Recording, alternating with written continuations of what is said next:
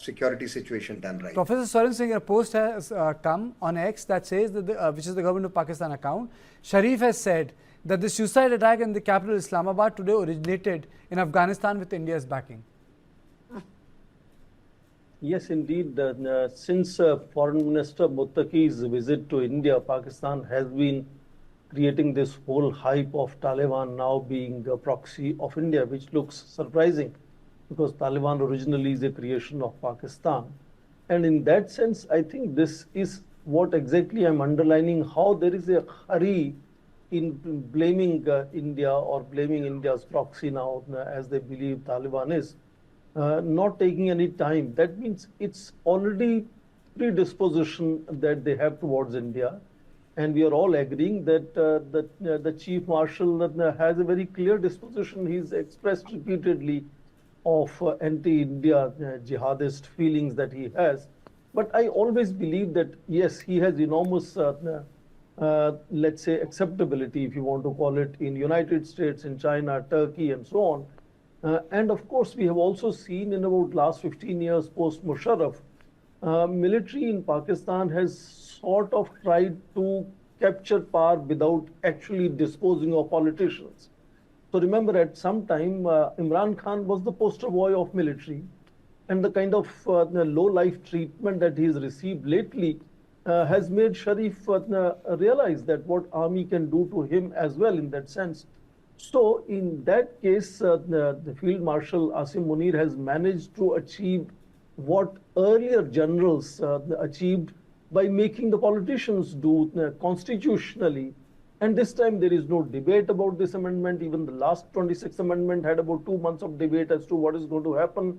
It's being hushed in rush, brought about fundamentally changing the constitution of Pakistan. But last point, yes, you may have a supra, sort of headed, Hydra-headed head of Chief of Army Staff, but he is sitting on top of a military that has been seen repeatedly surrendering to people either in Pakhtun Khawa or in Balochistan or in Pakistan-occupied Kashmir area. Is it that the military itself is capable of delivering, or is it only a top-heavy kind of arrangement which is being created? Pakistan also could be using it as a distraction from their economic collapse, which is something they don't want to talk about. So yes, we have seen Asim Munir being celebrated as a hero in Pakistan, being made omnipowerful now constitutionally. But you see, Dr. Swaran Singh, it's also about the fact that the Pakistani allowing these terrorists to shape up. That's also one thing, but there's another thing. There's another thing. Professor Swaran Singh, earlier the cliche was that you need a madrasa or a mosque for indoctrination, but you need a laptop for indoctrination. I mean, that's the basic thing. Isn't that so, sir? Thank you, Karthik. And I also join my co-panelists in expressing my condolences for people who are impacted by the car bomb in New Delhi.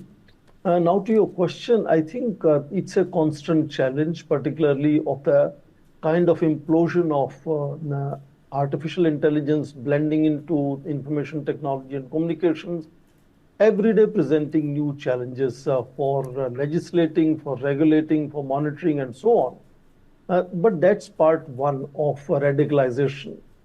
The physical discovery of about 3,000 kilograms of explosive materials, ammonium nitrates and others, that also should be something that should raise concern of how our existing agencies are monitoring. Of course, it's a half glass full. The fact that 15 days operation of the joint operation of police of J&K, Haryana and UP did unearth it means it saved a lot of people from the potential attack that this could have resulted in. And I do want to underline here, we often have a tendency to begin at blaming each other. But it's also true that these agencies perform enormous tasks to so many things that do not occur. Several explosions that do not really end up exploding in marketplaces. So that is also true.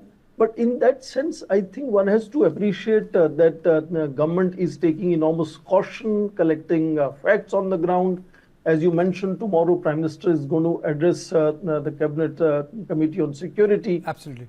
Remember, even in Pahalgaon, we took about a fortnight before Operation Sindoor took place.